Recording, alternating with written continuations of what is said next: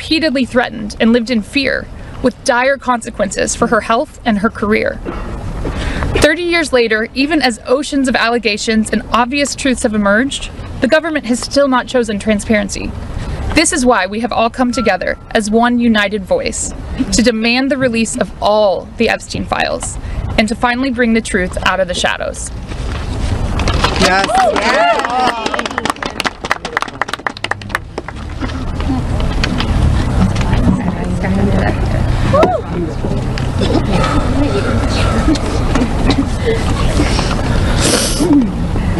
Yes. Ladies and gentlemen, esteemed members of Congress, and everyone gathered here today, I want to start by thanking the three of you. Thank you. It takes a lot of bravery to do what you're doing. We hear you, we see you. It means a lot for you to be here with us, and I know my sister would be incredibly proud. This is the moment she was fighting for and the moment that all survivors are fighting for, so thank you. My name is Sky Roberts, and I stand before you as the brother of Virginia Roberts Giuffre, a warrior, a mother, and a sister whose legacy will forever resonate in the hearts of those who understand the fight against injustice. Today we find ourselves in a place of deep sorrow, shattered by the loss of our beloved sister. Yet, we are honored and privileged to carry her voice forward and continue her relentless fight alongside her fellow survivor sisters. Virginia's story is one that should have been filled with promise, but instead it became a harrowing tale of exploitation and survival. At just 16 years old, she took a job at Mar-a-Lago, believing she had secured a dream summer position. But that dream quickly morphed into a nightmare when Ghislaine Maxwell preyed upon her innocence. This isn't just the story of one girl, it's a story about the insidious nature of power and abuse, a dark chapter in our society that must be told. Virginia was no stranger to trauma. In her memoir, Nobody's Girl, she shares the painful truth that she had already suffered abuse at the hands of our father and a family friend. But what happened next was unfathomable. Epstein and Maxwell didn't just abuse her, they trafficked her to a network of the rich and powerful. Princes, prime ministers, politicians, financiers, and lawyers.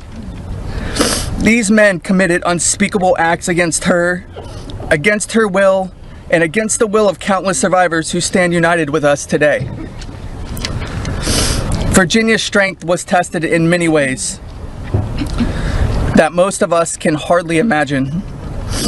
She was manipulated, coerced, and threatened, forced into complicity in her own devastation.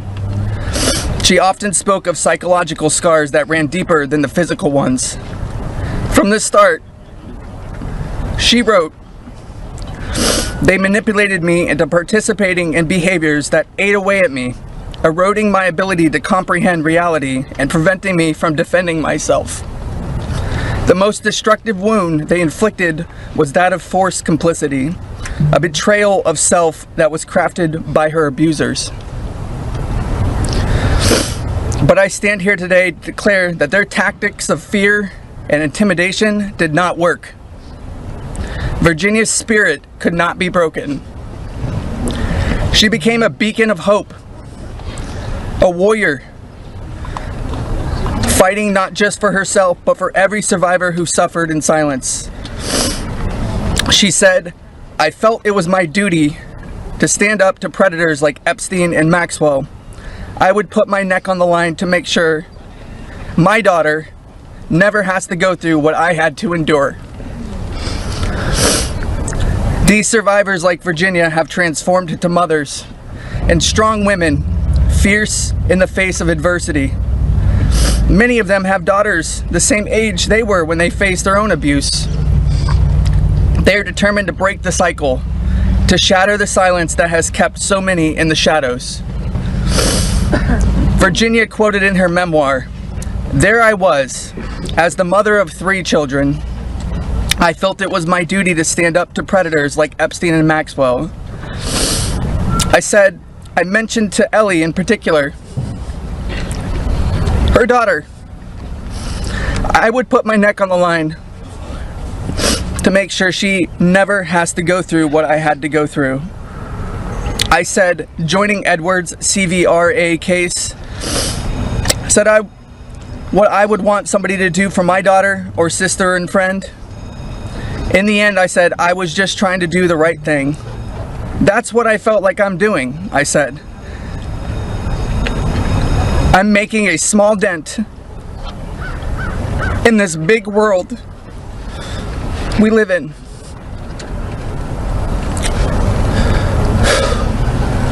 Well, sissy,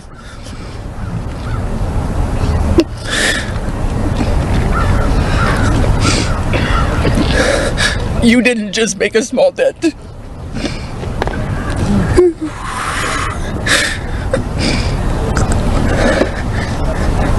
You made a monumental impact, a resounding statement that echoed across the world. You built an unbreakable wall, a barrier that will protect future generations from the horrors of abuse. As we gather here today, I urge each of you, members of Congress, advocates, and all those who hear this message, to join us in this fight. We demand justice, accountability, and support for survivors. And we keep getting asked this. What does justice mean, you ask? It starts with acknowledgement. That's the first step. Acknowledge in the face of survivors that this happened and that this is true. Your vote carries that weight. My sister is not a political tool for you to use. These survivors are not political tools for you to use.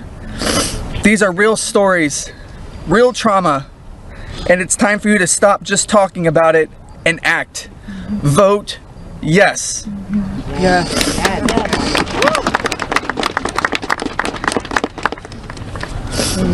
Virginia's legacy is not just hers.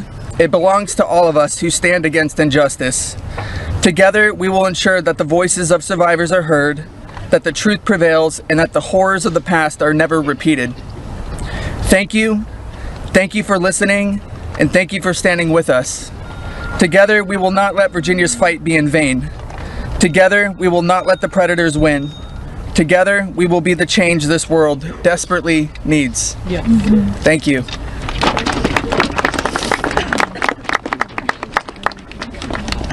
It was so beautiful.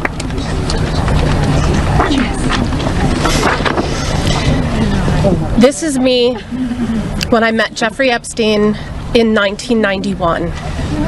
I always share the date when I talk about my story because people rarely acknowledge how long this has actually been going on. And for too long, truth has been buried, survivors have been silenced, and powerful people have been protected. And today we stand in a moment that will decide whether our government still belongs to the American people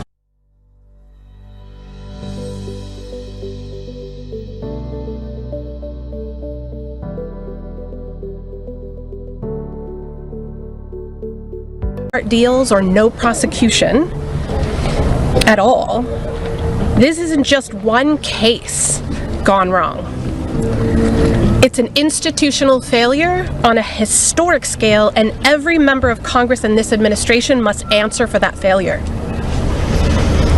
Millions of sexual abuse survivors know the pain of speaking up and watching the institutions that are meant to protect them look away. We're not alone in this. Epstein may be the headline, but the betrayal reaches every corner of our country.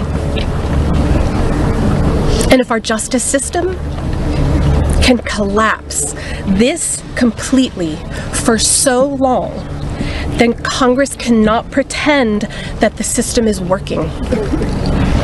Not for us, and not for the generations that will live with the consequences of what they choose now. One long overdue step towards repairing this damage is the Epstein Files Transparency Act. Because without transparency, there's no accountability. Without accountability, there is no justice. And without justice, democracy dies. Yes. So representatives, you have a choice. To show millions of Americans whether you stand with us or with the powerful predators that are counting on your complicity. Thank you. Yeah. Good job.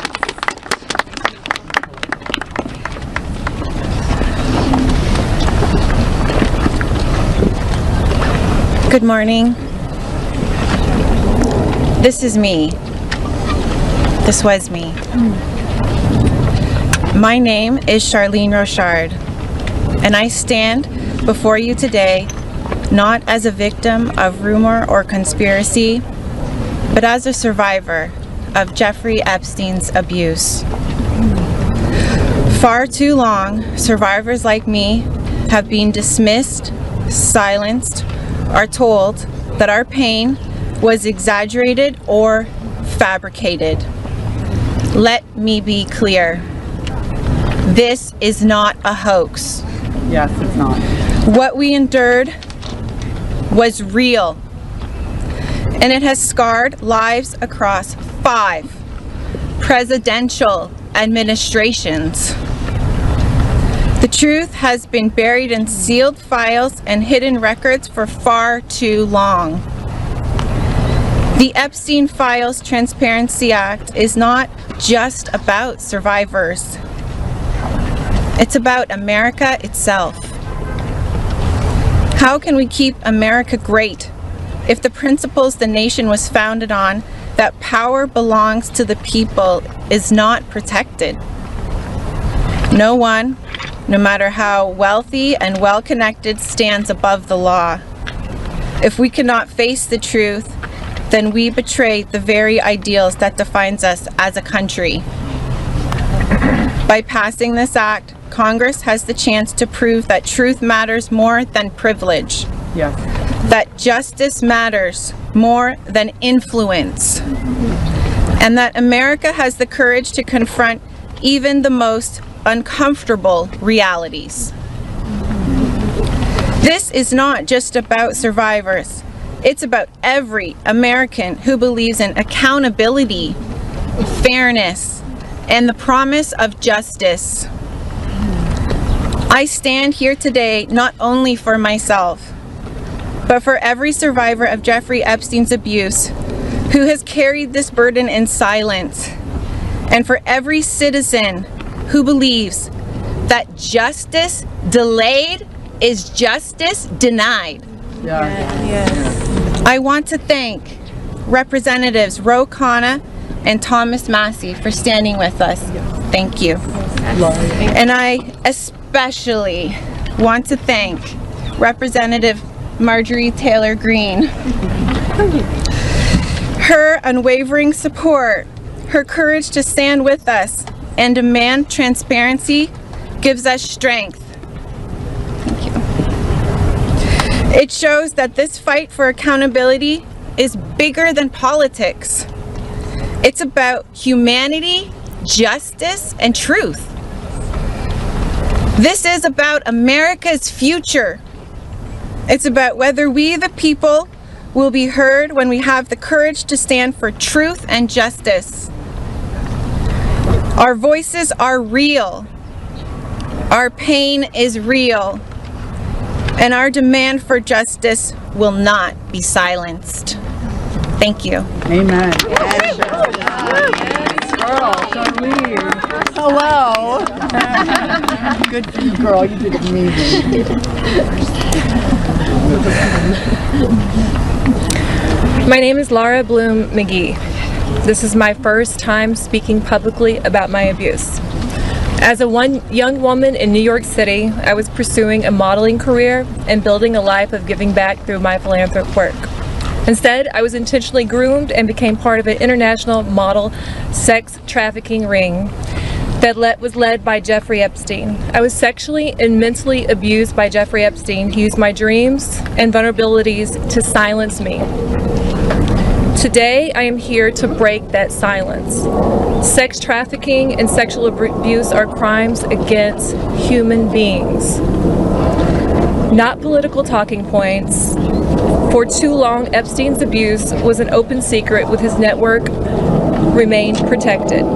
Evil thrives in darkness. We must shine a light on every corner where it hides. Nothing should be off limits in the search for truth. Please vote that everything in the files be released. Let investigations proceed without obstruction. Demand oversight and deliver justice. The government must never side with predators. I come as one survivor, but I stand here for everyone who prayed for me, who believed in me, and who hoped for me. To my fellow survivors, your courage brought me here. We are more than victims. We are mothers, daughters, sisters, friends. This is not a hoax, and we will not be erased. Shame on any elected official who obstructs truth and justice for the American people. Yes. Thank you. Amen, Lord. Yeah, girl. My name is Liz Stein. In 1994, I was a senior in college, just 21 years old. I had aspirations of attending law school after graduation, and it looked like I had a bright future ahead of me. 1994 was also the year I met Ghislaine Maxwell and Jeffrey Epstein. My involvement with them changed the trajectory of my entire life. The Epstein files are not about loyalty to any one political party. They're evidence of a crime. We stand here today, victims of the crime of sex trafficking. I'm here today speaking both for my 21-year-old self and for the countless number of people who have experienced sexual violence. When I am asked what I would tell my younger self if I could say something, I say that I would tell myself to tell someone. And if they don't listen, to tell someone else. And to just keep telling until someone listens. And even if nobody listens to you, you should be proud of yourself because you stood in your uncomfortable truth when others could not. And that is true bravery. We stand here today as survivors, part of a sorority that none of us asked to join. We have told our stories over and over and over. Now it's time to see who was listening. We ask that you vote to release the files, all of them, so the victims of this crime can finally see justice. Thank you. Amen. Yes! Good go, girl.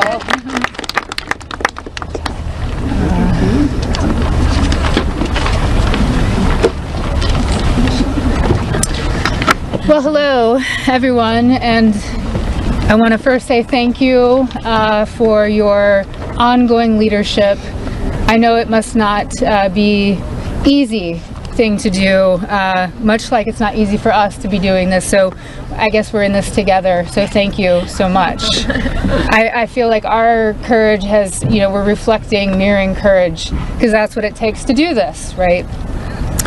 So this was me at 22 years old. I was not a child, technically, very young adult.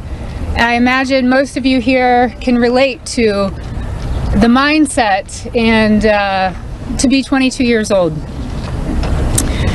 So today is a good day, and I thank God for that. It's widely and undeniably clear that our current political climate is quite rigid and seemingly at war with one another. This sets a stage. This sets a stage for voices, survivor voices, to get spoken over and drowned out by the political darts whizzing by. Not today, though. Today, our truth and our power have steadily risen up. We're at the peak. Our voices prevail today. Our voices initiated the coming together of both political parties. That's pretty big, I think. Republicans and Democrats, we all stand together today. We all stand together for justice, and we must continue to do so to protect the integrity of our country and our democracy. Truth and justice must prevail. The children today are those that will lead this nation one day. Think about that. What does that mean to each of you? If anyone doubts that this does not directly contribute to the fate of our country and democracy, I challenge you and I urge you to think again. Our voices are a fundamental pillar of future generations. Today, that's what we stand here for. Accountability, action, and justice. Let's get this vote done today. Let's send it through the Senate and straight to President Trump's desk for signing. I'd like to be there that day that he signs. I'm sure all of us would like to be there. Today is a good day, and let's keep moving forward. Thank you so much. I just want to give you a hug. Okay. Hey guys, we're actually pressed for time, so we are not going to be taking questions going further. I bring back Rokana. He's going to do our closing conversation and comments. Well, thank you, Hilly. Teresa is right. It's pretty big what the survivors have accomplished today. And I just want to say how eloquent, strong, and admirable they were. Let's give them a round of applause for their courage. Thomas and Marjorie and I will take a few questions from people. Go ahead. Is basically right now calling on the Senate to make revisions to this bill because he says it doesn't adequately protect the survivors, the victims that are standing behind you. Your response to that? That's been a red herring all along. The survivors have always been in favor of this legislation, and there's a provision in there you can read if you would just read it that protects them. Now, if he wants to offer more protections in the Senate, that's fine with us, but here's the problem. Now we have to vote on it again in the House. And so, as you heard, justice delayed is justice denied. It could be just another delay tactic.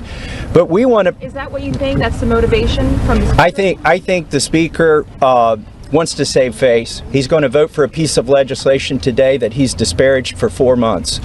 And however he needs to come on board, we want him on board. So we appreciate that. You don't actually need Go ahead. Go ahead. I wonder, what do you say today to Andrew Mountbatten Windsor, the man formerly known as Prince Andrew? Well, you know, there's becoming a reckoning in Britain that needs to happen in the United States. A prince lost his title. The ambassador to the United States lost his job. We need to see those same kind of consequences here. As my colleague Rose said, there shouldn't be buildings named after these perpetrators of these heinous crimes. There shouldn't be scholarships named after them. And there needs to be accounting. We've seen tens of thousands of pages released by the Oversight Committee. What we've not seen is a single name. So I implore you to look and see if we have true justice and transparency in here. And the survivors will know when that has happened. And I do think that Prince Andrew does need to come and testify at our oversight committee, and that can be bipartisan. But I share Thomas's view that the urgency that the British people have shown in getting justice needs to inspire an urgency here in America. You don't need legislation. You don't need legislation. You don't need legislation to get the files released. President Trump could just release them today. Is that frustrating for you? Why isn't he doing that? And also, did you ask him to be here today? It's a really powerful moment, this. Look, I'll let my colleagues speak. I hope the president meets the survivors, and I hope when he signs the bill, the survivors are there. I don't care if I'm there, Thomas Massey is there, Representative Greene's there, but the survivors should be there. Need it but I hope he meets them, because I think if anyone who meets them and sees their emotion will be moved. And my goal is to get justice here. So I hope he will meet them and really hear what's happened and actually take action. But the broader point is, yes, the president could order the Justice Department to release the files, but what in a constitutional democracy, what we're supposed to have is Congress says that the files should be released, and then it's not on the whim of any president. Then the Justice Department is compelled to release those files because that's the law of the land. Let's just think of it. Yeah. Have you spoken to any Republicans in the Senate who are looking to, move this forward? So Senator Merkley is a Democrat. He's led the exact same legislation that Roe and I introduced in the House. One Republican co-sponsored his bill yesterday, and I have spoken to at least one more who says they will co-sponsor. The important thing about the Senate is that they need not to muck this bill up. There's a lot of attention on here. We've needlessly spent 4 months dragging this out. A duly elected representative, was denied her seat in Congress for 49 days, and it's time to pull the Band-Aid off. The Senate, it may be tempting for them to get cute. So, wedding season ke kya plans hai? Sangeet night done right. Indo Fusion, perfect for the after party. Har pal a different you. Har pal on trend with Amazon. Amazon, Har pal fashionable. On Thune, it's up to him. He needs to bring this to the floor of the Senate, and I think the vote today will show that in the House. And the president has said he would sign the bill. You're going to get almost a unanimous vote here. So you have the president and a unanimous Congress believing that this protects the survivors and is calling for the release. There's no reason for the Senate now to, as Representative Massey puts it, muck around with it. They need to put it up, have a vote, have the president sign it. If there's any further protections, they can do that through the DOJ process. But what they should not do is delay a vote on a bill that the House is going to vote overwhelmingly for and that the president supports. On the release of these files, Congresswoman Greene, you raised the question of whether or not the Justice Department will actually release these files. Do you take the president at his word when he says he's going to sign this bill, and do you have confidence that these files will actually be released? I only take people's actions seriously, no longer words. And what do you think the president's actions? And I'll tell you, because I wasn't a Johnny-come-lately to the MAGA train. I was day one 2015, and there's a big difference in those Americans and those that decided to support President Trump later on. And I'll tell you right now, this has been one of the most destructive things to MAGA, is watching the man that we supported early on, 3 elections, for people that stood hours, slept in their cars to go to rallies, have fought for truth and transparency, and to hold what we consider a corrupt government accountable. Watching this actually turn into a fight has ripped MAGA apart. And the only thing that will speak to the powerful, courageous women behind me is when action is actually taken to release these files, and the American people won't tolerate any other bullshit. That's where we are today. Thank you. Go ahead. 2 more questions and then we're around all day. Is this a watershed? How would you sum up today in terms of your battle to get to the truth? I would say that these survivors have been fighting for decades, and they finally are being heard by the American people, and we're finally going to have a reckoning for this Epstein class that has gotten away with horrific things. Look, I grew up in Bucks County, Pennsylvania. People went to church, they played Little League, they went to their neighbors for barbecue. They didn't go to a rape island and abuse young girls or traffic young girls. And people with extreme wealth have thought that the laws don't apply to them, and their culture is totally out of touch with the values that built America. And finally, we're going to have a reckoning over it. How worried are you? We'll take the lady here. Let me ask you this. You said you wanted this to go straight to the Senate. What message does it send to the survivors behind you if the Senate doesn't act quickly to move this bill forward? Well, they're not here. They're not going to answer questions, so I'll answer a question. I prefer, actually, it goes straight to the president. He can release these files without the Senate acting. Sometimes they take a long time to get things done. The House figured out a way to take 4 months to get this done. I think it's disrespectful to the survivors if they delay this. There's nothing more important than cleaning out the rot in this country. And this is rot, and it's not a partisan issue. And the senators need to get on this. Yes, the economy is important. Yes, international policy is important. But there's nothing more important than getting to this rot and cleaning it out. They should put it at the top of their agenda. As you know, there's a provision in the bill already that would allow the DOJ to not release certain information if it would jeopardize an active investigation. And the president just last week ordered his DOJ to conduct an investigation. What makes you think you would actually, if this bill passes, see these files, that the public would see them? There are 1,000 survivors. They can't open enough investigations to cover up everything that's in these files. And yes, it's true they can try to protect a few certain people or a few certain companies, but those investigations will eventually end. And in the meantime, there's not enough investigations to cover up 1,000 different crimes, 1,000 different rapes, 1,000 different sex trafficking instances. And this is not a moot point, even though they are doing that. And once this bill is signed into law, any career official at the DOJ or the FBI who does not comply with the law is at legal risk. It's no longer just up to the president. Look, we could have passed a simple resolution here in the House, and that would have been the end of it. Instead, we chose a very hard path, which is to get legislation, a law passed, which means it has to go to the House, the Senate, and be presented to the president. And that will have the force of law. They will be breaking the law if they do not release these files. Thank you very much. The president has fought so hard. Last question, and then release of these files. Why do you think he has fought so hard? If he could do it now, why hasn't he done it now? I believe he's trying to protect friends and donors. And by the way, these aren't necessarily Republicans. Once you get to $1 billion, you transcend parties. You just assume you can pay off whatever party is in charge of the White House, whatever party is in charge of the House of Representatives. And this is about those kinds of people. I think he's been trying to protect them. And I think it also incriminates our own government. This is a complete and total failure of the justice system, as the survivors have witnessed here today to us. It incriminates the FBI. It incriminates our intelligence agencies. It incriminates police departments in West Palm Beach. And that's what has been protected by this, either willfully or unknowingly, and it's time to end it. And I would agree with Representative Marjorie Taylor Greene that what matters now is just the action.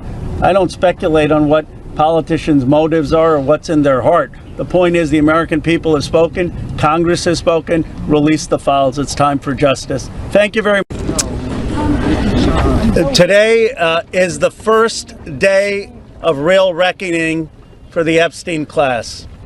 We're here to stand with forgotten and abandoned Americans against an Epstein class that had no regard for the rules or the laws. Look, this is one of the most horrific and disgusting corruption scandals in our country's history. You had Jeffrey Epstein, who literally set up an island of rape, a rape island. And you had rich and powerful men, some of the richest people in the world, who thought that they could hang out with bankers, buy off politicians, and abuse and rape America's girls with no consequence. Because survivors spoke up, because of their courage, the truth is finally going to come out. And when it comes out, this country is really going to have a moral reckoning. How did we allow this to happen? There should be no buildings named after people in this Epstein class. There should be no scholarships named after them. They shouldn't be enjoying the perks of being affiliated with corporations or universities or writing op-eds or being lionized. And many of the survivors will tell you some of these people still are celebrated in our society. That's disgusting. There needs to be accountability. I want to recognize first and foremost the survivors. They are the ones who made today possible. Many of you had forgotten about this issue, and frankly, for decades we have not done enough about this issue, and it's only because of their advocacy, them coming here to the Capitol. They showed up here time and again, and on September 3rd, that the country started to pay attention. And I also want to thank the courage of two of my colleagues in particular. Both of them have suffered, as you know, extraordinary political consequences for what they did. One, my colleague, Congressman Thomas Massie. This would not have been possible if he hadn't led the discharge petition that got 218 signatures and is going to force a vote in the House of Representatives. And this would not have certainly been possible if it were not for the courage of Marjorie Taylor Greene. She signed the petition, and I would keep texting Thomas, is she going to drop off? Is she going to drop off? Because there was so much pressure against us, so much attacks against her. But she stood with the survivors. For Thomas or me, this has never been political. This is not about questions of Trump or Biden. This is a question of doing the right thing for survivors. We're going to get a vote today. I expect an overwhelming vote in the House of Representatives, and I don't want the DC swamp playing any games. They need to pass this in the Senate, and they should not amend it. President Trump has said he would sign the Epstein Transparency Act. It's going to get overwhelming support in the House. It should go straight to the Senate, and it should be signed. No amendments, no adding loopholes. Justice is long overdue.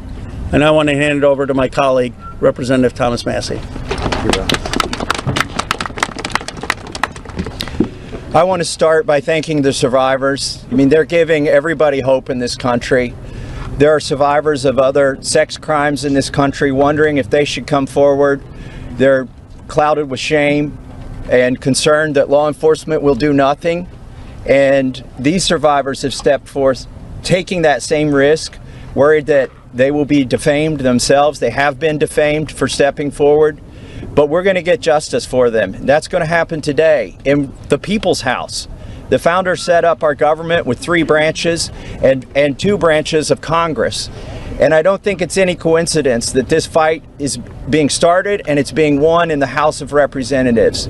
I have people, other survivors of other sex crimes, who come to me and say, thank you, you give me hope, you give us hope. There is hope here.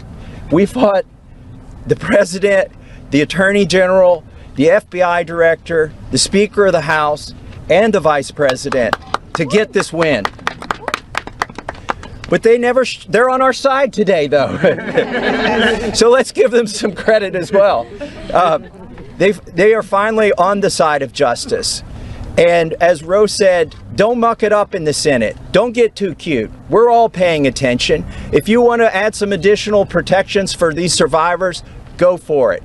But if you do anything that prevents any disclosure, you are not for the people and you are not part of this effort. Do not muck it up in the Senate. So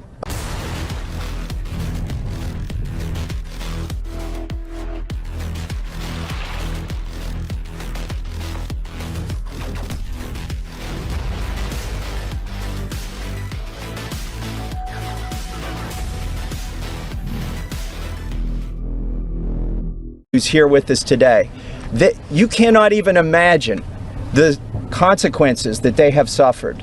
My colleague Lauren Boebert and my colleague Nancy Mace, they stood so strong. They put their names on a document in here, and then they were pressured in ways that you cannot even imagine, and they stood strong.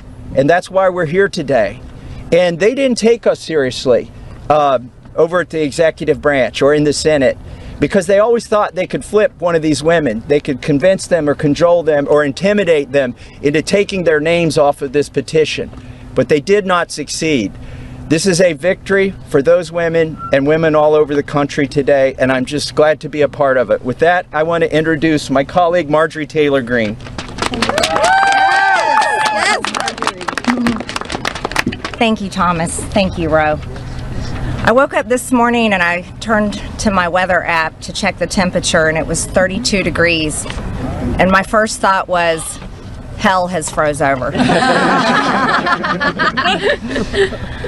I want to speak goodness and love and hope into the women standing behind me and all of the other survivors whose names you don't even know, but stand with these women. They are survivors, and they are strong, and they are courageous, and they are daughters of God. They are not victims.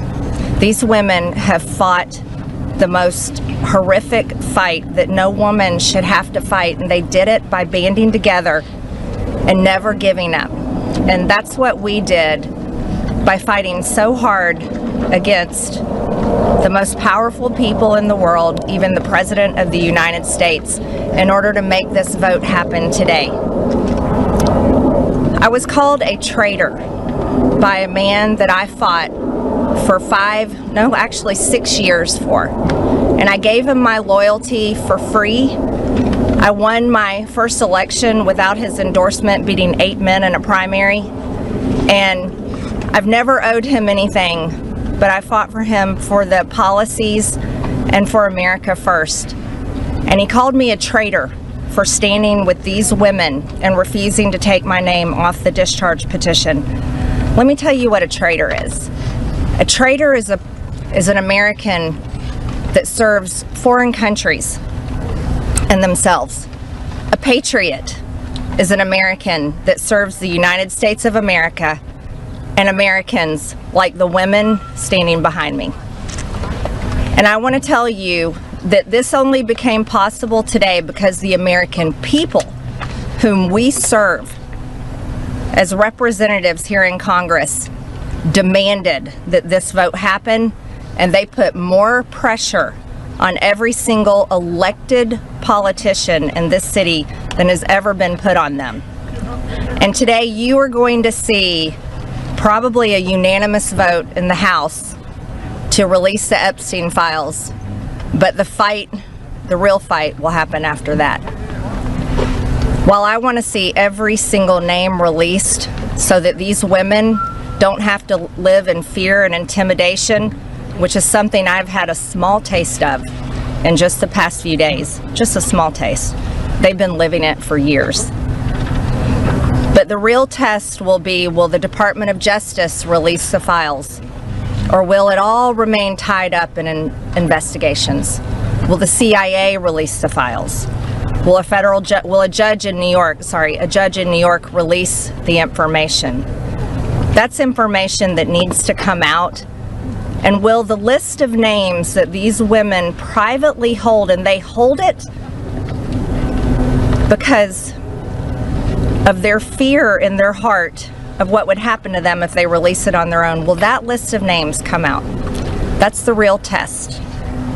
So I want to thank Thomas Massey and Ro Khanna for your bravery in doing something that is much needed in America, crossing the political aisle that has become bigger than the Grand Canyon in America.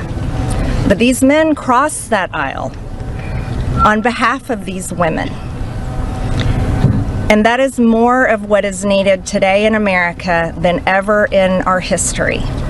So thank you so much. Who's next? Ro, I'll let you introduce. Thank you. Thank you. Thank you. Thank you, Marjorie, Representative Greene, for your courage and your words. Before I introduce our survivors, I just want to say that they will make their statements, and then you can ask questions of Representative Massey, myself, or Representative Greene, but we do not want people asking questions and cross-examining the survivors. They're here to tell their stories, and they should be heard by the American people with respect. Of course, Congressman Massey, myself, and Congresswoman Greene would be happy to answer questions after that. With that, let me introduce the survivor who's helped organize a lot of this, and will be telling her own story and introducing the other survivors. Haley Robson, thank you for your courage and leadership. Absolutely, thank you. Oh, good morning. It's a little chilly coming from Florida, not used to it. I want everybody to take a look. I know everybody sees us today as grown adults, but we are fighting for the children that were abandoned and left behind in the reckoning. This is who you're fighting for. This is who Congress is fighting for. This is who the House of Representatives are fighting for, and hopefully the Senate will fight for us too. I want to kick this off right, and I want to address Marjorie Taylor Greene, Thomas Massie, and Ro Khanna. I want to express my gratitude for all three of you, and I know, Ro Khanna, we spoke earlier. This is an incredible thing that I'm watching as a Republican, and this is non-political, but for you to go against your own party and to be ostracized, there's no place for political violence, there's no place for intimidation, and I can say firsthand, stepping out against Epstein and his crimes against children, we have all experienced that ourselves. So for you to knowingly put yourselves at risk and put your career at risk is unbelievable to watch, and we are so grateful. I also want to make a proposition for Marjorie Taylor Greene, because you've been an advocate for this. If you decide to read those names on the House floor for immunity, I will be more than happy, no security needed. I will stand beside you. I will hold your hand. I will hold your coat in solidarity with you. And on top of that, I did talk to Priyapal Jayapal, who said she would be more than happy to read those names too on the floor with all of us. It's time that we put the political agendas and party affiliations to the side. This is a human issue. This is about children. There is no place in society for exploitation, sexual crimes, or exploitation of women in society. There's no room for it, guys. We're not having it. And to the President of the United States of America, who is not here today, I want to send a clear message to you. While I do understand that your position has changed on the Epstein files, and I'm grateful that you have pledged to sign this bill, I can't help to be skeptical of what the agenda is. So, with that being said, I want to relay this message to you. I am traumatized. I am not stupid. I am traumatized. I am not stupid. You have put us through so much stress, the lockdowns, the halt of these procedures that were supposed to have happened 50 days ago. The Adelita Grijalva, who waited to get sworn in, and then get upset when your own party goes against you because what is being done is wrong. It's not right. For your own self-serving purposes, this is America. This is land of the free. Land of the free. In 1863, we have a woman on top of the Capitol building represent freedom. I do not feel free today. I don't know if the women behind me feel free today.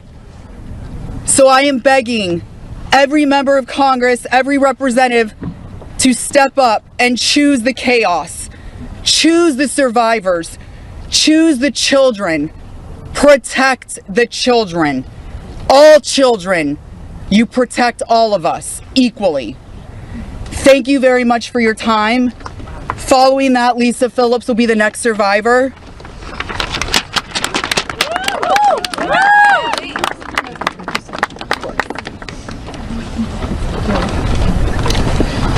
Good morning. My name is Lisa Phillips. It's an honor to stand here again for something America is finally united on: the immediate release of the entire Epstein files. In a divided nation, this is one demand we all share. Last time I stood here, I made a promise to all survivors watching. If those in power refused to release the truth, we would start uncovering it ourselves. For anyone who doubted that, that moment has already arrived. Since that day, more survivors across the country and around the world have reached out. Text, emails, DMs, first-hand accounts, and evidence. Many are women who were abused or trafficked through the international modeling pipeline Epstein built, promising visas, apartments, opportunities, futures, while exploiting their dreams for abuse. Most are still terrified to speak publicly because the men involved are powerful. They're connected, and as we know, they're protected. For too long, survivors have watched others speak for us. And while we are grateful for our allies in Congress on both sides, we've realized something. This fight belongs to us. We lived it, and we know the truth. And we will not wait quietly for institutions to decide when we're allowed to speak. The survivors now coming forward have entrusted us with their stories. We are sharing that information with the proper authorities, and when it can safely be made public, it will be. So today, we are launching something historic. The first national, survivor-led political movement in America. Nonpartisan, laser-focused on exposing the systems, the loopholes, power structures, and silencing mechanisms that have protected predators for far too long. We are. Thank you. इस साधारण primer को देश की whitish putty Birla white putty के लायक समझा। Birla white putty के साथ only Birla white primer, ये जोड़ी दे व्हाइटनेस का एडवांटेज, यानी बिरला व्हाइट सीमेंट का एडवांटेज। पुट्टी और प्राइमर व्हाइटेस्ट तो दीवारें brightest. Survivors begin our own fight, the survivor revolution. And we intend to change this nation for the better. If you're a survivor who wants to join us, please reach out. And to anyone who benefits from the current system, intentionally or not, remember this. Alone, yes, we are afraid. But together, we are feared. Thank you.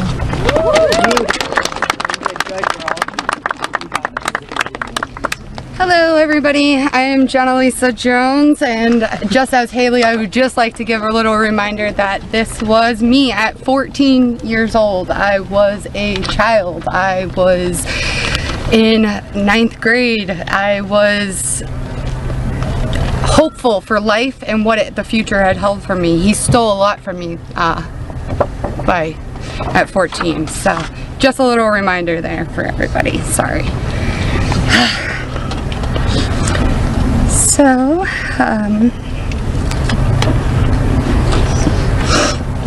I just want to start out by saying thank you for all of you for being here today. I want to start by expressing my deepest gratitude to the members of Congress who have stood with us, the survivors, in demanding the transparency and justice. Your support is a signal that this institution can still serve the American people.